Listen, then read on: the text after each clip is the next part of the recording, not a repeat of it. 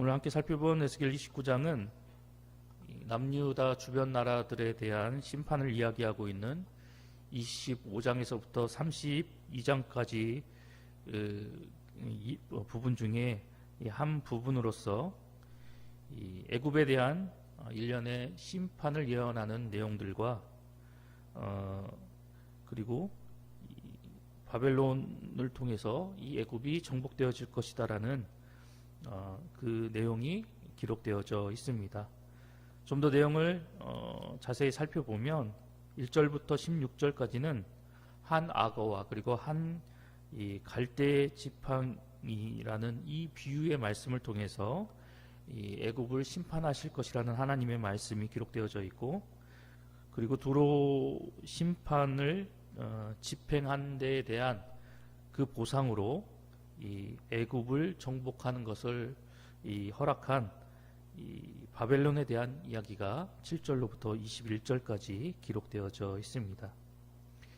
이러한 내용을 이야기하고 있는 오늘 본문의 말씀 중에 6절 후반부에서부터 7절까지 말씀을 살펴보면 이 애굽을 일컬어서 갈대 지팡이다라고 표현하는 내용을 우리가 살펴보게 됩니다. 성경에서 이 지팡이라는 단어는 주로 이 도움이나 그리고 의지할 만한 것을 상징하는 단어로 쓰이는 것이 바로 이 지팡이라는 단어입니다. 그런데 보통 이 상식이 있는 사람이라고 한다라고 하면 오늘 본문에서 이야기하고 있는 것처럼 이 갈대를 가지고 지팡이를 만들지는 않습니다. 왜 이 갈대를 가지고 지팡이를 만들지 않는 것일까요? 그것은 이 갈대라는 재료가 그것을 지팡이로 사용하는 데 있어서 전혀 의지할 만한 것이 될 수 없고, 그리고 기댈 만한 것이 될 수 없는 그런 연약하고 빈약한 재료가 갈대이기 때문입니다. 그런데 오늘 본문의 말씀은 이 오랫동안 자신을 신으로 자칭한 이 애굽을 일컬어서 갈대 지팡이다라고 표현하고 있습니다. 애굽은 우리가 잘 알고 있는 것처럼 당시 이 근동 지역에 위치한 이 전통적인 강대국이었습니다. 이 아수르나 그리고 바벨론이 일어나기 전까지 이 근동 지역의 맹주 역할을 했던 나라가 바로 애굽이었습니다. 그리고 아수르 그리고 바벨론이 일어나고 난 뒤에도 여전히 이 강대국의 위치에서 그 힘을 과시했던 나라가 바로 애굽이었습니다. 이런 모습을 보였던 나라였기 때문에 당시 이스라엘은 이러한 힘을 가진, 이러한 능력을 가진 애굽을 의지하였고, 이 이스라엘의 입장에서, 이스라엘의 시선에서 이 애굽을 바라봤을 때 이 애굽이란 나라는 도움을 받을 수 있고 그리고 의지할 만한 그런 든든한 지팡이와도 같이 보였던 나라가 바로 이 애굽이었던 것입니다. 그런데 애굽 역시 이 이스라엘에게 내가 너희를 도울 수 있는 그런 힘을 가진 나라다. 이스라엘을 도와줄 수 있는 지팡이 역할을 자처하겠다라고 애굽이 이야기를 하였습니다.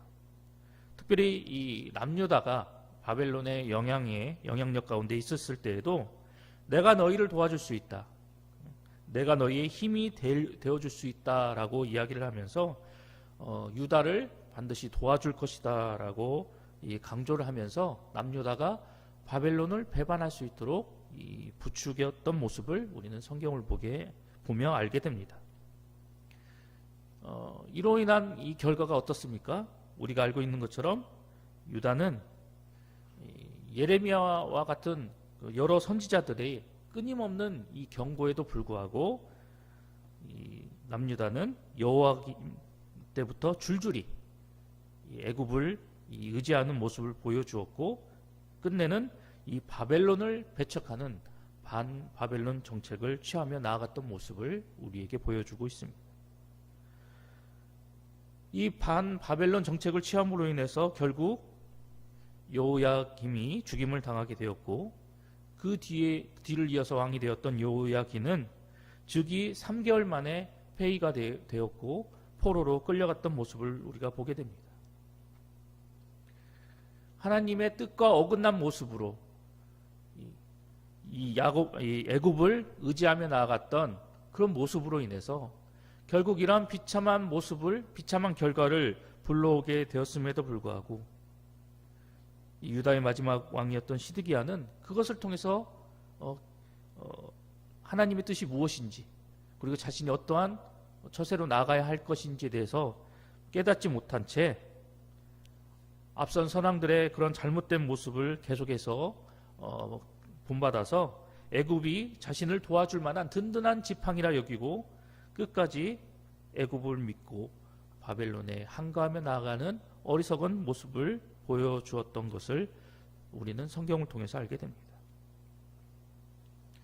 남유다는 끊임없이 이 애굽을 바라보면서 자신들의 든든한 의지와 지팡이가 된다라고 생각하면서 그 애굽을 바라보고 그 애굽을 의지하며 나아갔지만, 오늘 본문 속에서 하나님께서는 이 남유다가 끝까지 믿고 바라보고 의지하였던 그 애굽을 가리켜 갈대의 지팡이다라고 말씀하고 계십니다.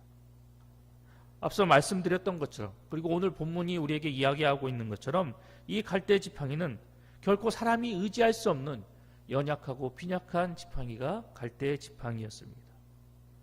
아무런 힘도 없고 그리고 버팀이 되어지지 못해서 그것을 의지하는 사람에게 아무런 도움을 주지 못하고 오히려 쉽게 부러짐으로 인해서 그것을 의지한 사람들에게 상처를 주는 지팡이, 이것이 바로 갈대의 지팡이였습니다. 그런데 하나님께서는 이 애굽이 이스라엘에게 있어서 갈대의 지팡이와 같다라고 말씀하십니다. 실제로 이 이스라엘은 이 애굽을 의지하다가 결국 나라가 파멸당하는 비참한 최후를 맞이하게 되었습니다. 그런데 하나님은 이러한 과정을 이스라엘이 겪게 하시며 든든한 지팡이 대신 하나님을 저버리고 갈대 지팡이와 같은 그 애굽을 의지함으로 인해서 비참한 결과를 맞이하였던 그들의 모습을 되돌아보게 하심으로 자신들이 하나님 앞에서 얼마나 어리석은 모습으로 나오게 되었는지, 그리고 하나님 앞에서 얼마나 자신들이 우매한 모습으로 하나님 앞에 범죄하며 나오게 되었는지를 깨닫게 해주시면서 이런 과정을 통해서 하나님만이 진정 의지할 분이시다라는 것을 하나님은 그들에게 깨닫게 하여 주셨습니다. 이스라엘이 의지한 애굽이 오늘 본문에서 이야기하는 갈대 지팡이와 같았던 것처럼 오늘 본문의 말씀은 하나님의 백성이 하나님이 아닌 다른 무언가를 더 바라보고 다른 무언가를 더 의지하며 나아갈 때 하나님 대신 의지하는 것은 그것이 무엇이든지 간에 다 갈대 지팡이와 같다라고 우리에게 교훈하고 있습니다. 우리가 바라보기에, 그리고 우리가 생각하기에 큰 의지가 되어줄 것 같고 그리고 큰 힘이 되어줄 것 같이 보여도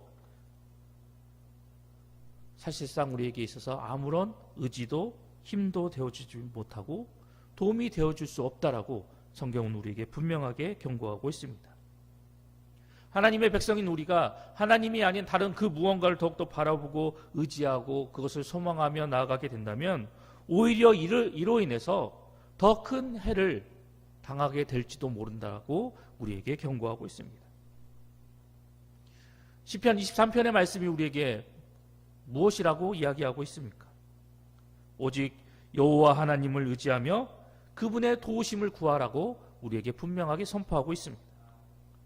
오직 여호와를 의지하는 자는 결코 부족함이 없고 오직 하나님만을 바라보고 그분을 의지하는 사람은 사망의 음침한 골짜기로 다닐지라도 그 가운데서 오히려 안위함을 얻게 된다라고 우리에게 교훈하고 있습니다.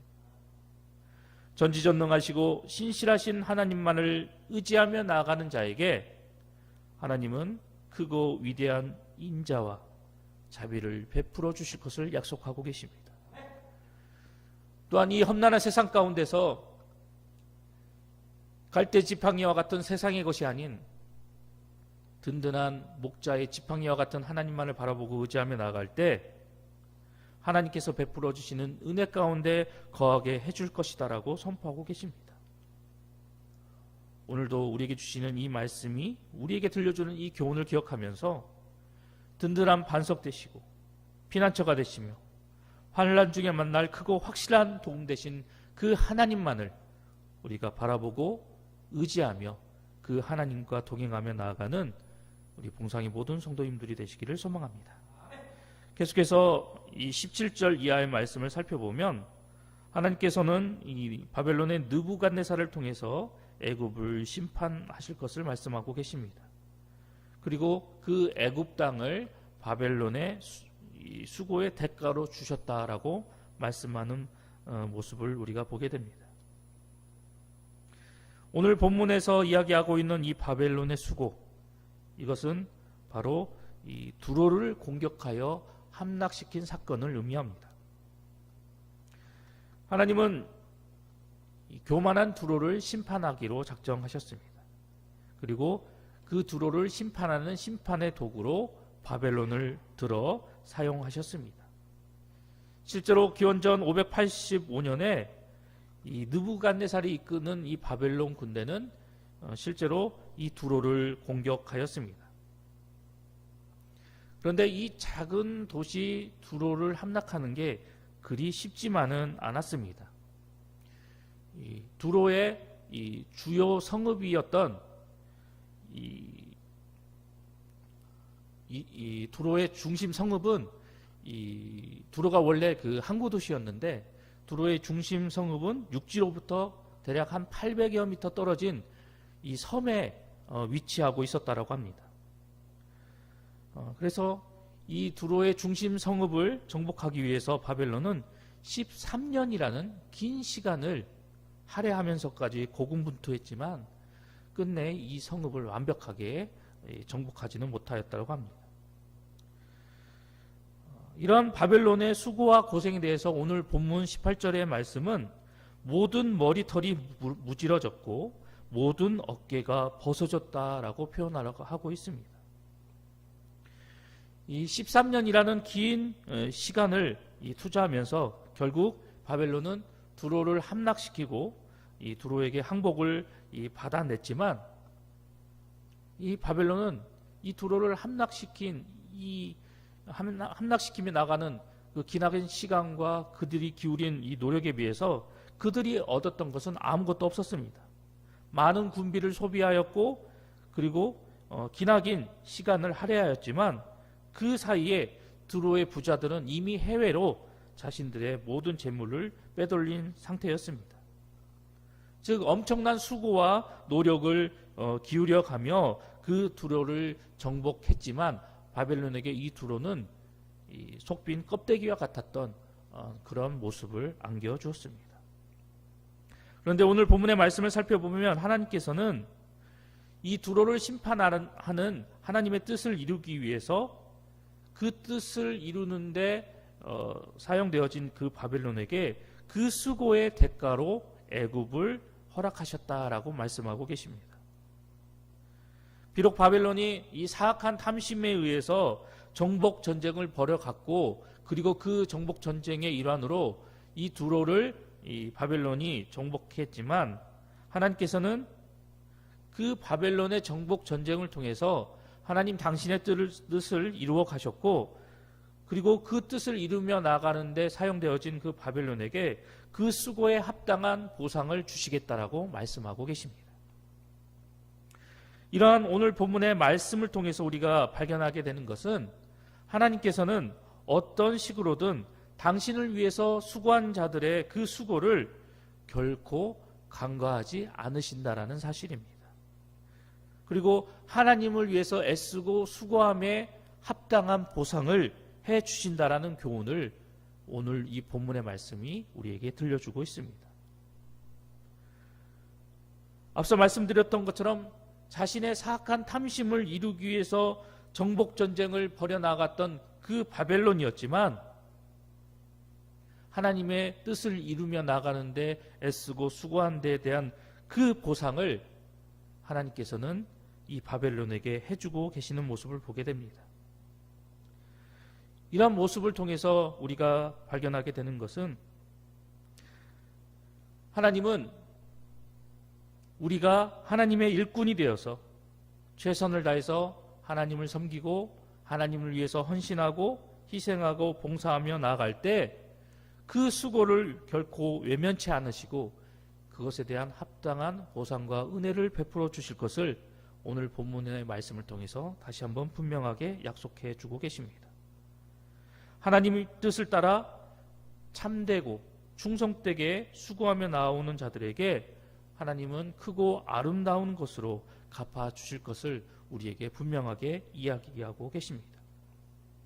그렇기 때문에 우리가 하나님을 향해 해 나가는 모든 수고와 헌신이 하나님께는 큰 영광과 기쁨이 될 것이며 이것이 우리에게 큰 상급과 큰 은혜로 다가오게 된다는 사실을 우리는 잊지 말고 기억해야 할 것입니다.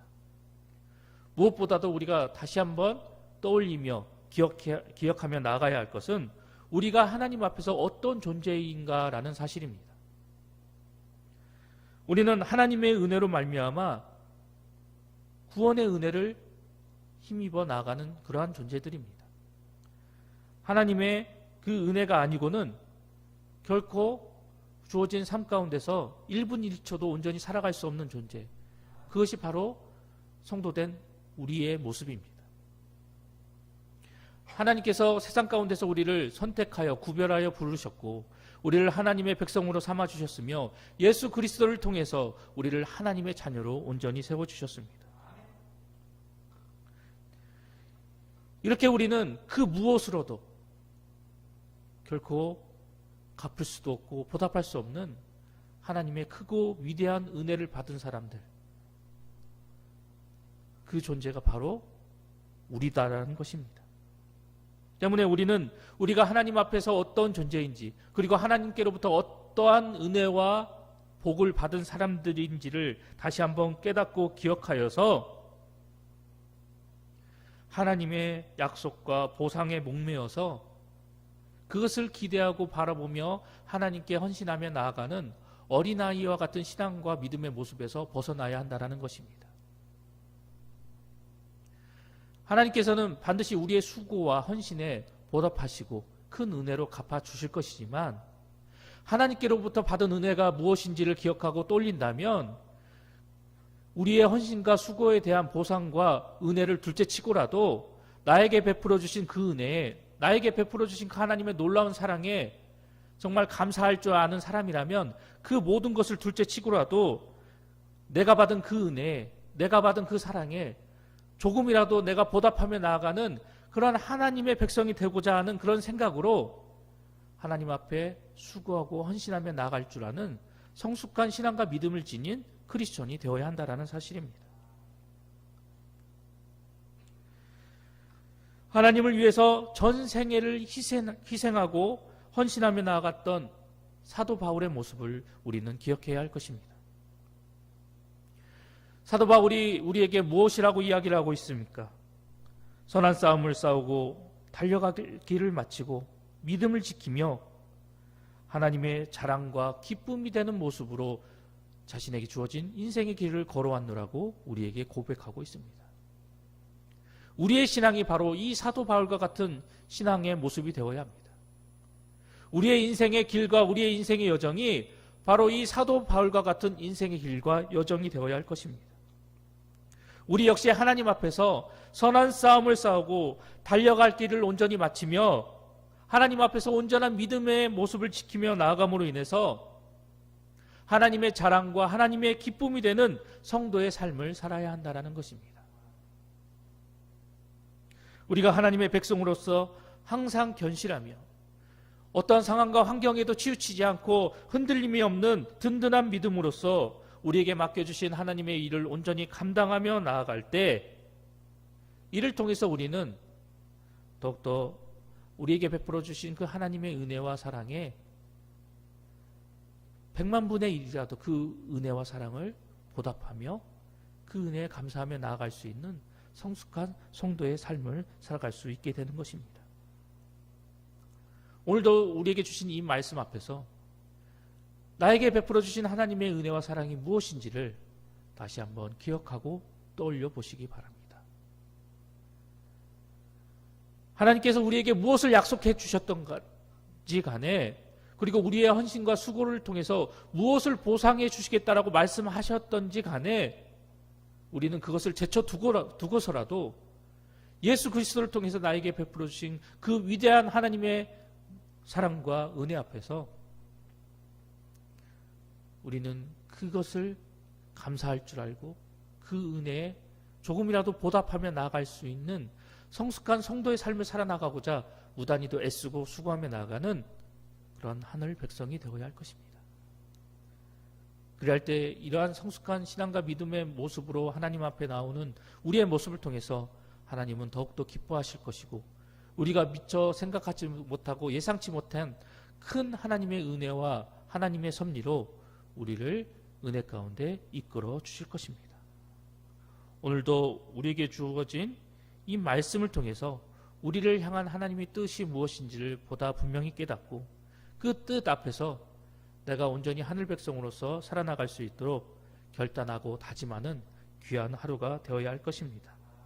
오늘도 주어진 하루의 삶이 말씀을 통해서 우리에게 주어진 그 교훈처럼 살아나가는 그런 복된 하루가 되시기를 간절히 소망합니다.